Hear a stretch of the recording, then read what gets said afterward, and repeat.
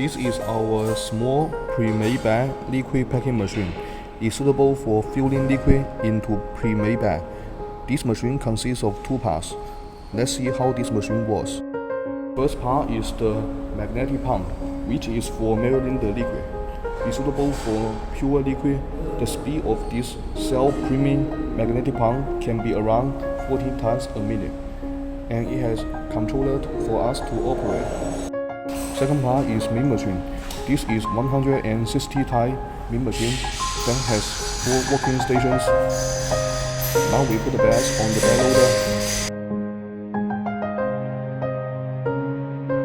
The first station is bag pay out station. Suckers will pay out the bag and the day printer will work. Second station is bag open station. Will open the bag.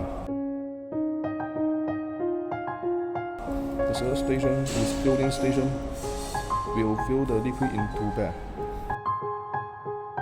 Fourth station is sealing station. We have heat seal and cool seal to make sure seal the liquid bag very well. Let's see the finished bag.